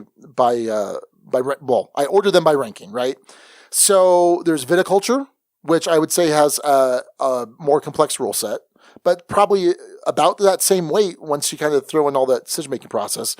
Dead of Winter, which is not a Euro game, but whatever. Race for the Galaxy, a more complex rule set. Kemet, my number 1 game, a more complex rule set.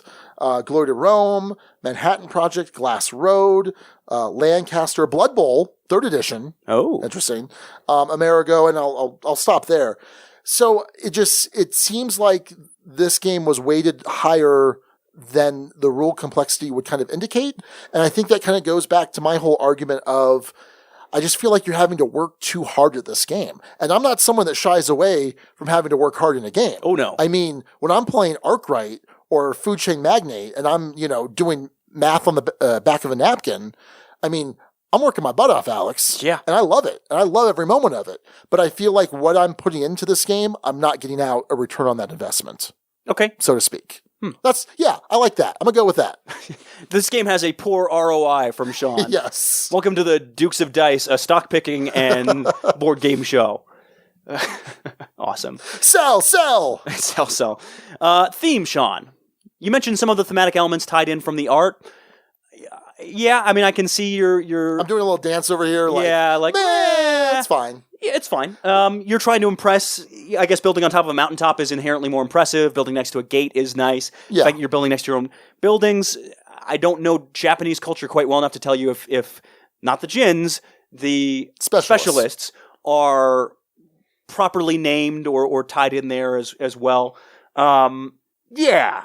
Can we talk about? Oh, let's go back real quick. Yeah, I'm not done. Sure. I'm not. Oh, you're not done on the rant. Beating this dead horse. Oh, go for it. The specialists. They're terrible. What? They're terrible. Oh. They're so terrible. They're so uninteresting. They're not worth enough points. I mean, okay, again, I'm comparing them to the djinns. In some ways, they're almost too easy to get, but I don't feel like you get enough of a benefit from them. And again, maybe because I'm unfairly comparing to the djinns, but some of the djinn abilities are really strong, and you can really build a whole strategy around them. I don't know that you can necessarily do that here with the specialists. They give you some nice abilities, but I just found them so boring. And I bet in development, initially you placed a single buck on them if they weren't purchased. And then at some point, someone was like, you know what? No one's really that interested in these specialists. So instead of making them better and more interesting, let's just add more money on top of them. Let's make it $2 instead of $1. So I agree with you in some parts that there are too many of them that feel too similar. Period. Good. Let's move on. Where I disagree or dispute is that in conjunction, they can add up to interesting things. For instance, there's one that lets you have 2 transactions in the marketplace, so you can buy 2 boats or sell 2 boats. You combine that with the one that gives you more money for, say, the red and black boats. Sure. That can turn into a nice little economic engine where you're basically using your buy-sell if you don't need it to buy a black boat, sell a black boat. There's a good way of getting extra money that way. You net $3 off of that. I had the one, and I don't know if you've seen this one pop up in a game, where you can start boats from anywhere on the outside of the board, not just the front end. I in fact mentioned that earlier on. I use that to great effect in the 2-player game of this. And I think you can build strategies off of that. I use that to vacuum up culture tokens. I think you can build a strategy, and what I'll say too is, while grabbing the culture tokens does take a full action, you can build a building and grab a specialist on the same turn. Right, if you already have the culture tokens. Plus, the culture tokens can be used to activate some of those abilities, which I use to get gold boats, which can be oftentimes hard to access. The fact that they give you access to those hard to get gold boats, I think, is also useful. So I'm gonna dispute you. I agree with you that they're not as interesting as the Djinn abilities in Five Tribes. Sure. I think some of that's the nature of the game itself. And it very well could be. I said early on, I think it could be an unfair comparison. That definitely could be the case. Yeah, I don't know. I just found them uninteresting. I played very heavy specialist games where I bought a bunch of them. I played one game where I said, I'm going to try and buy no specialists. And I came in second by a point. Okay. So, I mean, I think either is viable, but I just didn't find them that interesting. Yeah, okay. Yeah, I don't quite agree with you there, but fair enough. So we talked about theme. We talked about just about everything else. Guild had a couple of thoughts on this one. Evan wrote, I had a lot more fun with the game than I thought I would have. I'm a huge Five Tribes fan, and between the shared designer, art style, and shared characteristics, specialists equal Djinns, which I even messed up a couple times this episode, I assumed I'd find it to be derivative trash. However, it turns out I rather enjoyed my play. On the Ducal scale, I'd rate it a tweener between a 3 and a 4. However, like you guys sometimes call a game a family 4 or a filler 4, if I were to give this a 4, I would call it a forgettable 4. I like that. It's a good game, but I'm not sure I need to have it in my personal duchy. Overall, it's a good game, but ultimately a forgettable one, and certainly nothing that will unseat Five Tribes from my collection. Interesting. So that almost feels like my initial assessment of Five Tribes, where it was like, oh, it's got some good stuff. Oh, I'm confused. I don't know. Your initial assessment was Five Tribes was derivative of Five Tribes? It was, in fact. Wow. Interesting. So Jack Lou says, I'm a big fan of Five Tribes, and Yamatai was a disappointment. It's probably my lowest rated Days of Wonder game. I think that if this game didn't have the Chrome and designer name that it does, it wouldn't have gotten the attention that it did. My beef with the game is that the options in it aren't really exciting. The point spread between each building, considering the cost in extra points, is very small. My group is very much about not giving each other opportunities, so most people were not opening up the islands and use many abilities to manipulate ships to prevent building. Most of the time, you had to set yourself up with a late turn, followed by an early round turn to get what you wanted done. Otherwise, people would just snipe your building spot. These kind of setup plays in theory should be cool. Five Tribes certainly had moments of big plays and exciting turns, but in Yamatai, they tended to just give marginal increases in points over your opponent since you tended to open up spaces for others to build if you wanted to build yourself. All in all, I just don't see when I would play Yamatai over Five Tribes. Amen, Sean says. So Jack gives it 3 out of 6 for the main game, maybe a 4 out of 6 for the two-player game. And it's interesting, it seems like his gaming group actually influenced his liking or disliking of two-player versus otherwise. Although we can have some cutthroat-ish moments, I don't think generally the Dukes group out here is all that cutthroat typically. Yeah. Not well, usually. And I think part of it too was I didn't want to invest the time in making some of those decisions. I know I could have played this game much better had I invested more. Relax. I'm not. You're giving me the slick over there. This is typical Sean. I'm experimenting. I'm playing around. There was one game where I experimented by buying absolutely no Djinn, no specialists. Sorry. But I was not putting a whole lot of effort into this game. I wasn't, because I wasn't getting that satisfaction from it. Did we ever play together? We never played together. No, actually, and what I think probably validates this to some degree, we didn't have this opportunity, which sometimes happens or could have happened in the past, where we'll play a game together and that shared experience either boosts a game or sinks a game. Sure. And we didn't play a single one of this together, which I think, we certainly talked about it beforehand, but I don't think, anyway. Would this be like a single blind review then, since we didn't play together? Kind of. It's not double blind. No. Anyway. All right. Well, let's do this, Alex. Yep. Let's get into our rating system. Here in the Duchy, we use a 6-point rating system. A 1 is poorly designed but playable, not necessarily fun. 6 is an all-time favorite that is a contender for the top 10. Alex, what are you thinking here? So, we heard earlier from the guild, Evan gave it a 3 or 4. Jack Lou was right in that 3-4 range. And I'm conflicted here, not between a 3 and a 4, but between a 2 and a 3. A 2, Alex? No! Don't say it's a 2. 2, game has some merit but has significant issues. 3, game is okay, not exciting, will play in the right situation. Oof. there's pieces of each of those scores that fits. We don't do half scores, so we kind of have to tip the scale one way or the other. It ain't getting any higher than a 3. We'll play in the right situation. Right situation for me would be 3 players and 5 tribes isn't available, I guess, right? I don't know that that's the right situation. That's like... And nothing else is available? I'm not that... See, and I'm not that down on it. Like, okay. You had mentioned you didn't find yourself having clever moments or feeling rewarded by the game. I did have those moments. I did find myself rewarded by the game and feeling clever, and I liked that there were multiple ways to win. I liked the way that you picked fleets, turn order, and manipulating that. So for as down as I am on some of the component issues, which I think hurt the game significantly, and the AP issue at both 2 players and otherwise, it's got some significant issues. I think what we've determined, though, is a 2 is I can see where some people might like this, but I ain't ever going to play this again. And a 3 is more, it's got some problems. Well, maybe not problems, but it's got issues. It's got issues, but I'll play it again. Yeah, okay. And I think I'm just barely on the side of I'll play this again.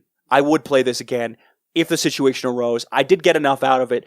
If I'm going to play it again, I'd like it to be with people who've already played it before. Okay. So as a result, I'm gonna stick with game is okay, not exciting. We'll play in the right situation. Okay. A low end of that. So the next time you bring it out, and by the way, you're not going to bring this out in the next year. But anyway. It's possible. The next time you bring this out, I will politely decline to play with you, Alex, because I don't ever want to play this game again. Unleash the 2! It's a 2. The 2 has been unleashed. Game has some merit. It absolutely does. I absolutely see the appeal. There are a ton of reviewers out there that are just in love with this game. And that's great. That's great. That's interesting. But I got no joy out of playing this game, Alex. I was never particularly satisfied with the results. I never felt clever. I never foresee a situation where I would play this over 5 tribes or play this over a lot of games that are available to us.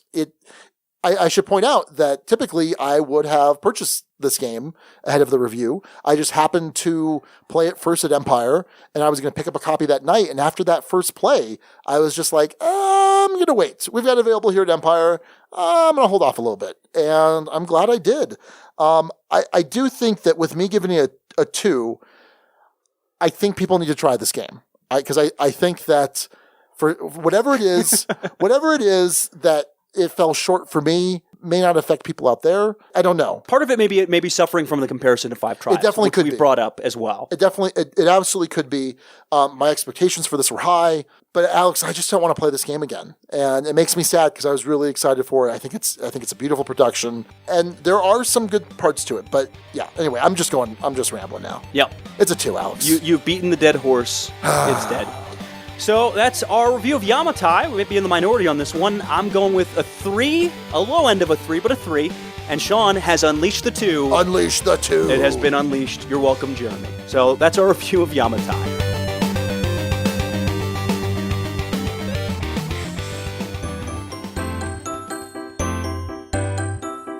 So Alex. Yes, Sean? What do a rat, a fox, and a sheep all have in common? I don't know, because we don't know what the fox says, but we have a pretty good sense of the other 2. What does a rat say? They go... Yeah. Or like... Yeah, that sounds... No, I liked your second one. Yeah. That's a rat? Yeah, good enough. What does a sheep say? Bah. Okay. Come on now. But they're also all mammals. But that's not the point. Yeah, not at all.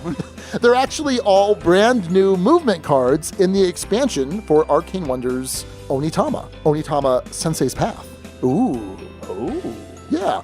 So, Alex, are you a fan of Onitama? Love it. Love this game. So it's kind of like a streamlined chess where you're moving some pieces, you're trying to capture your opponent's pieces, or get your sensei to the opposing sensei's spot, so to speak. And what's really cool is that you're using 5 of these movement cards every game, but you're kind of sharing these cards. So when you use a particular movement card, you now make it available for your opponent. And what's really cool is this is offering 16 brand new movement cards that you can shuffle in with the base movement cards to add a little bit more variety to your game games of Onitama. So, interested in this, Alex? Yeah, absolutely. In fact, just saw a couple copies at Empire. Might go swing by and pick one up. So if you're local, go and pick it up at Empire Board Game Library. Otherwise, pick it up at your own friendly local gaming store or some online store of your choice. Either way, go buy Sensei's Path from Arcane Wonders.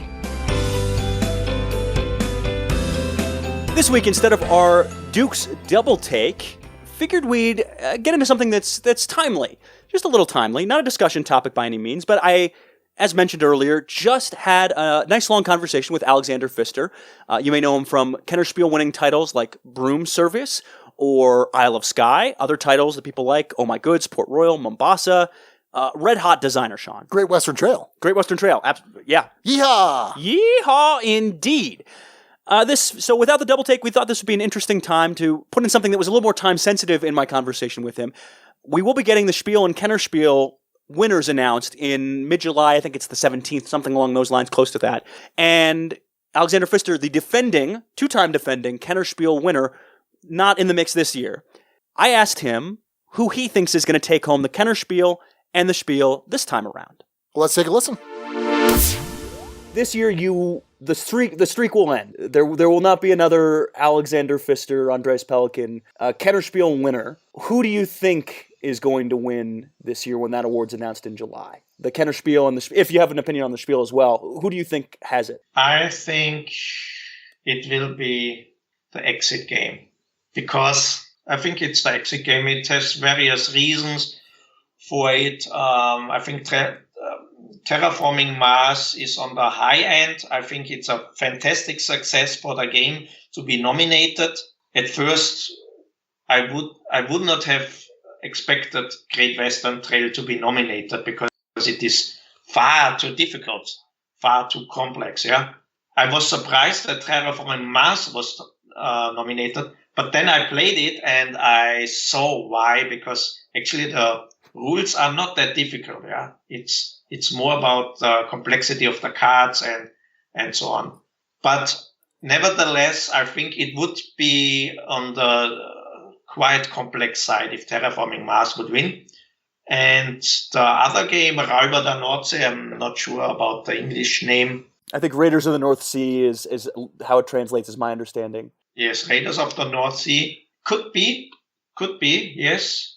But I think they will go for the exit game. That would certainly be a statement, yeah. And with the Spiel des Jahres, it's very difficult. But I would also go for Magic Maze, because it's the most innovative game of those three. But that's also my 5 cents. And it's the only one of those three I haven't had a chance to try. We just got El Dorado to the table a couple weeks ago, and King Domino maybe a couple months ago. But that one, haven't had a chance to try it. Hopefully will soon. So, all right, lock it in. Yeah. Magic Maze and Exit das Spiel can't lose. We have inside information from Alexander Pfister. I know the jury quite well and what they are looking for, yeah. And they really honor innovation. It's important for them. I know that when Isle of Skye won, some people said, "Oh, why didn't they choose Time Stories and Pandemic Legacy? They are so innovative, they are so fantastic, and so on."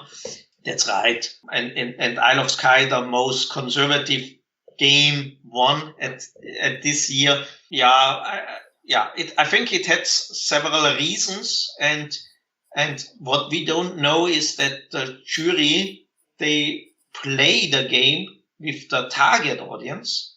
So it's not the gamers they play the game with, they play it with the target audience. And if the target audience, and if they find some flows, for example, maybe in Pandemic Legacy, they open the wrong box, they don't know how to play it correctly, which is not an issue for any heavy gamer, but maybe for the target audience, okay. And or the rule book, they just give the game to the target audience and say, please look at the rule books and play it with the rule book, and we don't explain it. And if there are problems with this, then it won't win the prize, the award. And I think gamers don't see this part of the selection process. Yeah, they see it from the perspective. Maybe the game has been explained to them. They have never read the rule book themselves, and so there are additional factors of the award.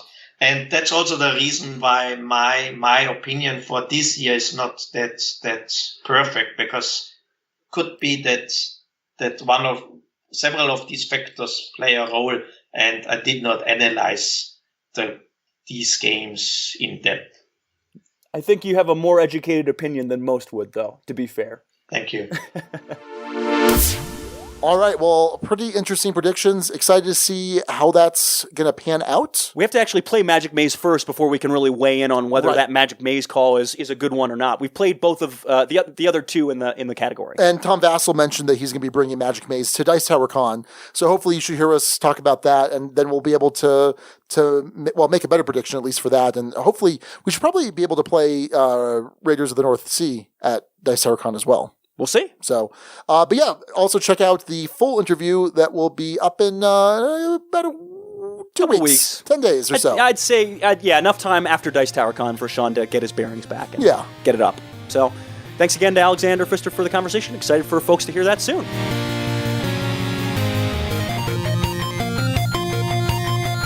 All right, this week we're tackling a discussion topic I came up with, Sean. I'm so proud. Aren't you proud of me? Congrats. Thanks.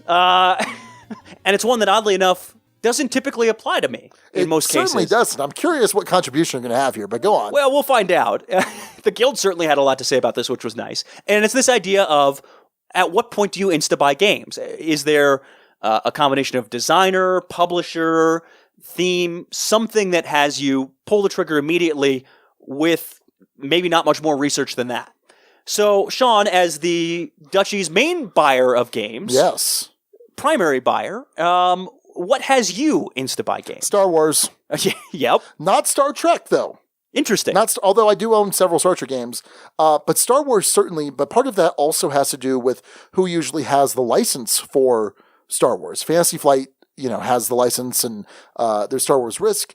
But yeah, there's Star Wars for sure, but some combination knowing that Fantasy Flight, they may not necessarily hit a game out of the park, but it's going to be really solid. And realistically, Destiny, Imperial Assault, Rebellion, all fantastic games with a theme that I love. So I don't know that there's a whole lot in terms of theme otherwise that's an instant buy for me.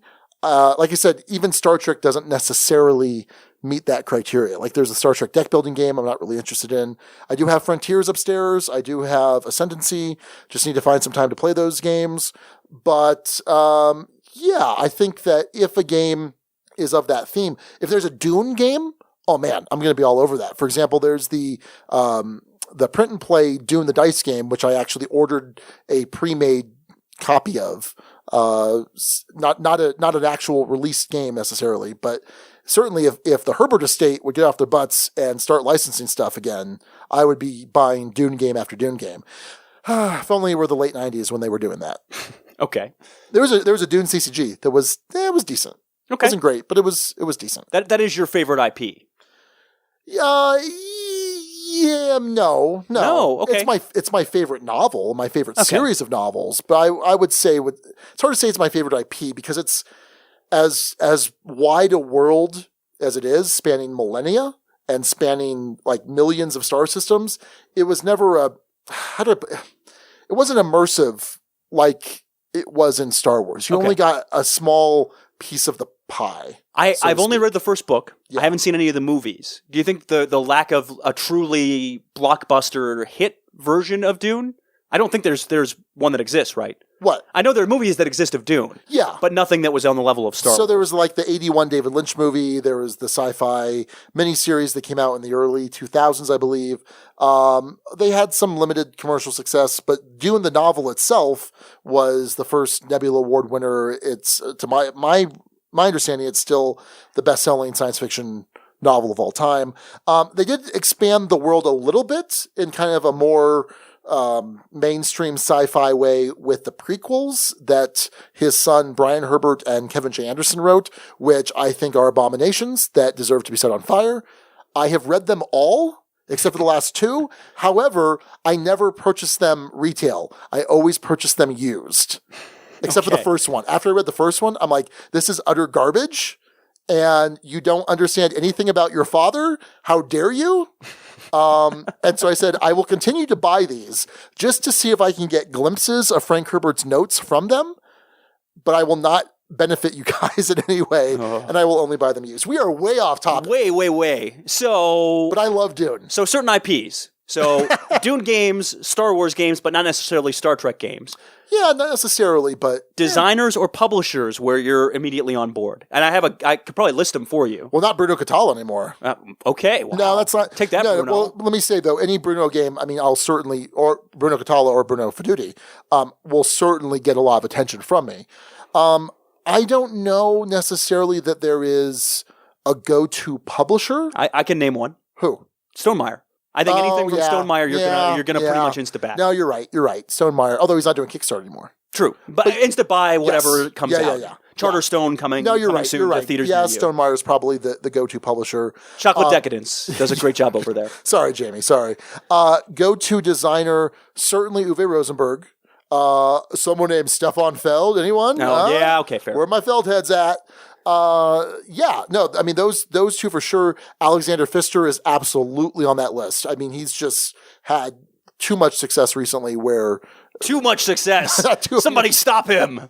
So I think those would be kind of my go-to designers where it would take something monumental for me to hear before I actually purchase it to get me to kind of do a second look. And I should also say, give a little preface, although we're kind of late for a preface, that my buying habits are different now for the podcast than they were before the podcast. Because now there's a lot more stuff I'm buying just so that we kind of are churning through things. But what about you? Anything comes to mind? Anything nothing? Baseball Highlights 2045 expansions, first mention. Wow. Okay. It is actually literally an insta-buy for me. Sure. And probably anything Mike does that's sports related. If he ever does other things that are sports related, I'll probably auto buy those. Oh yeah, I think Mike Fitzgerald would also be a okay. Yeah, I completely forgot. I'm sorry, Mike. Man, sorry. Yeah. No, but I mean, let's talk about. He's got the Mystery Rummy Legacy game, right? Which I think is fantastic. I love Mystery Rummy. Right. I love it. You're not as big on Rummy in general. I love the Mystery Rummy games. I'm excited to see, because we played an early prototype, very excited to see what he does with it. Excited for Dragon Island. Right. Love Diamonds. Mm-hmm. Think it's fantastic. I mean. And Baseball Highlights. And Baseball Highlights. We give Baseball Highlights enough love. No, we don't. Okay. Anyway. So yeah, definitely Mike Fitzgerald. And I think there's, not to take away from his design pedigree, but just the fact that we have a good relationship with him too. I'm happy to support him and whatnot. Games with interesting themes, occasionally I will insta-buy, sometimes to my detriment. Oftentimes to my detriment. I feel like any of your purchases are insta-buys. If it's a purchase. Usually, yeah. It's usually not... Well, that's not always true, because sometimes I'll play a game at Empire on Wednesday night and say, oh, this would be a perfect fit. Well, I can play it with my folks, or I would really like this as a two-player game. Any unplayed purchase. Oh, sure. It's usually not as thoroughly researched as it probably should be, in fairness. Yeah. I will say this War of Mine, I definitely did think about it quite a bit before I picked it up. Yeah. And I think the jury's still out on that one. I have to get in another play of it. Possibly with you. Okay. Yeah, we'll see. So, yeah, unique themes, I think a lot of times will get me in the door. When I heard this one we were talking about earlier, the Roland Wright meta building game, yeah, sign me up. It sounds really interesting. What about game mechanics? I don't think there's a specific one that I'm going to insta buy. I can't think of one. Yeah, I don't think so. I mean, I certainly think that early on I was just so into worker placement that I would definitely, maybe not insta-buy a worker placement game. I mean, now there's just so many, and there's always been a ton, but there's a lot out there. Yeah, I don't know that there's necessarily a mechanic that is an insta-buy. I don't even know that there's necessarily a combination of mechanics. I mean, I do love worker placement. I do love various kinds of action selection. I like dudes on a map. I like all sorts of stuff. So I don't know that there's one that necessarily calls out to me. Okay. So... The Guild had an absolute ton to say on this one. The name father, Steve O'Rourke, weighs in. One thing that will make an insta-buy for me is when my family expresses interest. For example, my son and daughter both love the idea of an escape room tabletop game. When they said they wanted to play Exit the Game, I immediately needed to bring all three of them home with us. Okay. I think that makes a lot of sense. And I'm on board there too. It's typically, though, if I've played something that I have a good sense and I've already gotten a play of it, then I might pull the trigger. It's going to be hard. Well, I don't have a family. Anyway, I mean, I have a family. Sorry, wait, that's not true. I have a family. I don't have a kid. Anyway. Are you all right? Different type of thing. Sorry. I don't know why that tripped me up so much, but it did. Any case.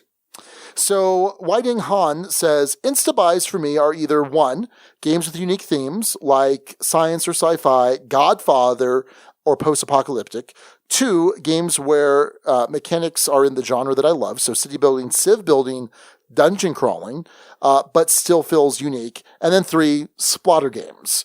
And you know what? Is that the other one? Well, I don't know. So, I love Food Chain Magnate. I picked up Great Zimbabwe, kind of not knowing a whole lot about it. I was a little lukewarm on my initial play of Indonesia, but I think just kind of thinking about it, processing it, it's kind of growing more on me. And they're going to be re-releasing Antiquity, which I want to pick up. And then they have some mystery game coming out, I think, next year.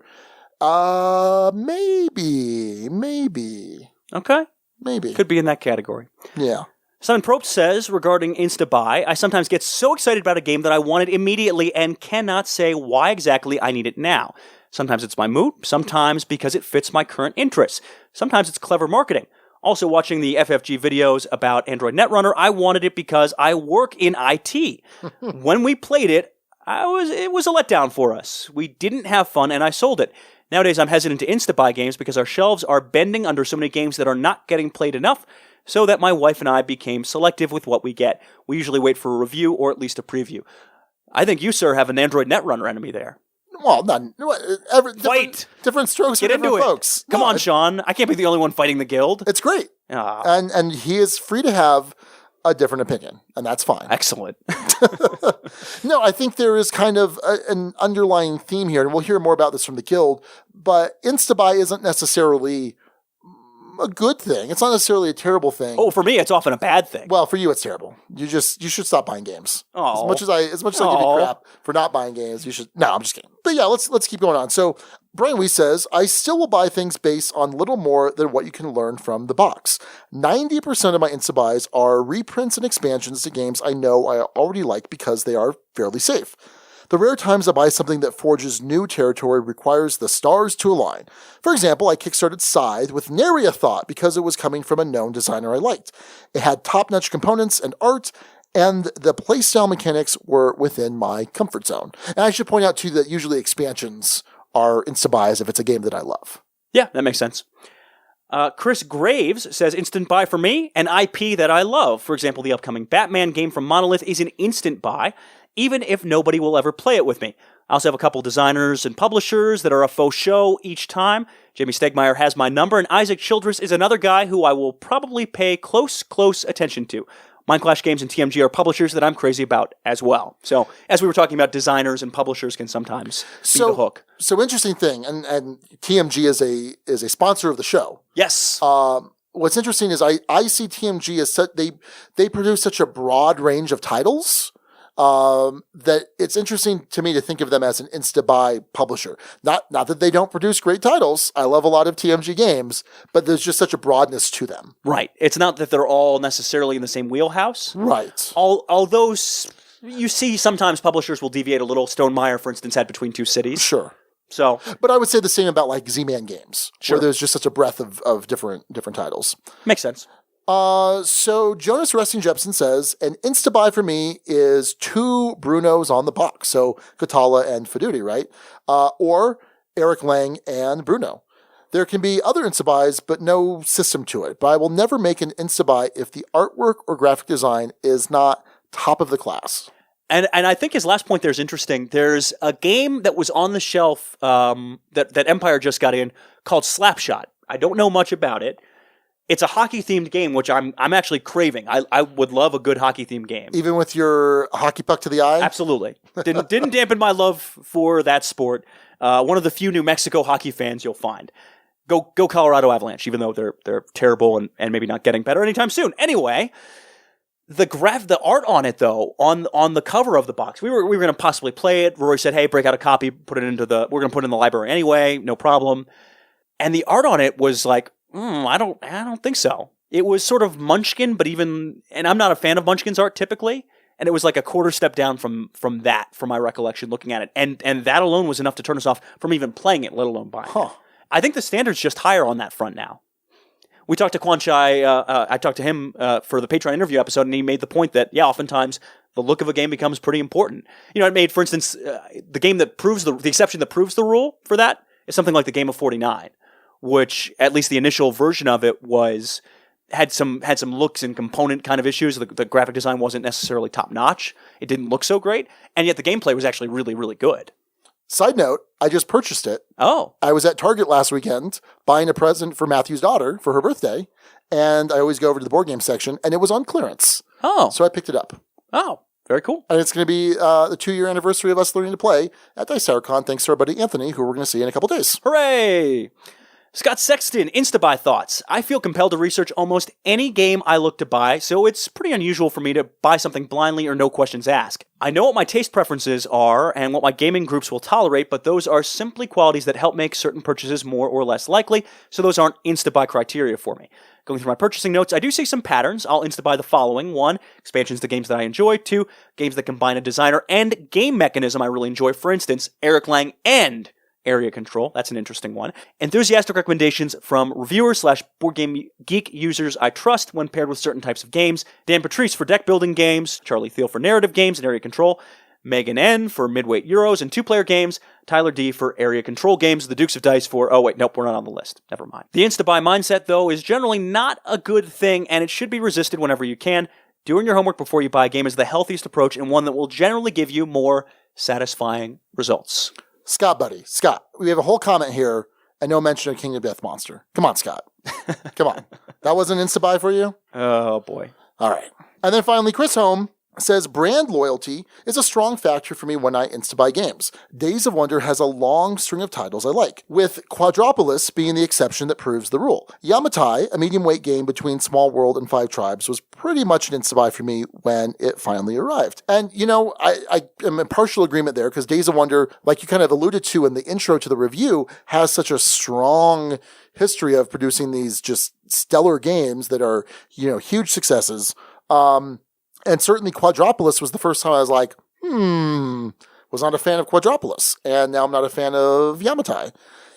Now, I don't know what that says for me in Days of Wonder. Certainly knowing that they produce this fantastic, beautifully produced game every year, right? Because they usually have some sort of ticket ride expansion and then the big one game they produce. I mean, I'm certainly we're probably going to review it every year. Sure. Right? But, I don't know. Sorry, Quadropolis and Yamatai. So there was a lot more contributions over there in the guild. We're kind of running short on time, but I think kind of a similar thing to what Scott was saying, kind of poked up here and there, was just this idea that you don't necessarily want to be in an insta-buy situation a lot, because that's how you wind up with a bunch of games on a shelf of shame, etc. Jake Bach from Draft Mechanic mentioned kind of the same thing, basically. We're probably too quick to say games are insta-buy. And I think that's certainly true more for some of us than others. Right, Alex? Yeah, I'd agree. Okay. Yeah, I'd agree. Cool. Well, that'll do it for our discussion topic. But before we go, let's get to the rest of the top 6 names. And let's start off with BJ from Board Game Gumbo, who came up with the title, and I think the runner-up for this week, Sean, Rising Sum. Yes, not Sun, but Rising Sum, still playing off the Japan theme and also the sum of having to purchase all these games at an instant speed. Yes. Not sorcery speed. Hey-o, Magic fans. Woo! Sorry, that was terrible. John Giblin submitted the incredibly confusing poor Djinn Pulse control. Mm-hmm. And we already referenced Djinns instead of specialists way too many times. But obviously that's referencing poor impulse control and Djinns/specialists dealing with 5 Tribes and Yamatai. Matthew S. came in with, I took an immediate shrine to it instead of shine to it. So that makes perfect sense. Yep, like that one. Weeding Han, who we mentioned a comment from earlier, he was the guy I met up with in Singapore. Oh, cool. In Singapore, which was really cool. He came up with another one of these, and we have a couple of these in the top 6 every week, where it's probably never going to be the name, but it's catchy. And his was, Bye Bye Yamatai, Bruno's latest game to try. Hey. Oh. No. Either way. No. Yeah. Oh, yeah, I kind of went, who does, hey, oh. 90s reference. Anyway. Is it like, hey, Mickey? No. No, that's not hey ho. No, not hey ho. Oh, hey, Mickey. Yeah. Okay, whatever. We're kind of we're also off the rails, which tends to happen. Yep, and then finally, Chris Graves suggested Katala Wanna Do is have some fun with like the Sheryl Crow I got a feeling I'm not the only one. Katala Wanna Do is have some fun. Not in my range, not my vocal range. You sang better when you were in agonizing tooth pain. Well, apparently, no. So Todd Cowks gave me some credit for my rendition of My Heart Will Go On, but I need my octave my vocal range is gotta be nice and low, and then I'm solid. Sheryl Crow is not in my range. Doesn't quite fit. Cool. So that's the top 6, and that's gonna do it for, oh my goodness, Sean, the milestone episode 150, which we're ignoring. But yeah, we're not really doing anything for it. Nah. But I will say things are in the works, sir. They are for the 3-year anniversary. You have been working hard at corralling some publishers. Yeah. To do kind of promotional giveaway. That's right. I would like to say, you know what would be kind of cool, because I actually just listened to episode 100 of Blue Peg, Pink Peg. Man, those guys are slackers. They've been on longer than we have, and only 100 episodes. Shh. Get it together, guys. But no, they did a cool thing where they kind of played some old clips of their show, which was really cool. It's kind of a retrospective. Dice Tower, when they did episode 500. Ooh. Man, we got a lot of work to do. That's gonna be. Let's do 3 episodes a week, Alex. We'll catch man. up in like 2 years. Yeah. 3 years if they're still doing. Yeah. Anyway. Any fans of Hello from the Magic Tavern, which is gonna be a very small section of the audience, but we'll appreciate this. It'll be like the Going Nuts podcast. Okay. Yeah. Anyway, I'm gonna go back to what I was saying. Yeah, go for it. They did a thing too where they had listeners submit contributions in terms of what was one of your favorite moments, provide the episode and the timestamp, so Eric could have an easy time finding it. Well, here I'm the Eric when it comes to the work being done on the production. You're the Eric in terms of the voice. So yeah, I mean, if there are some moments from the show that you recall fondly, maybe we'll put a guild post up and you can tell us which episode. A timestamp would be fantastic. Yeah. By the way, since we've been putting them on YouTube, we just have the audio on YouTube.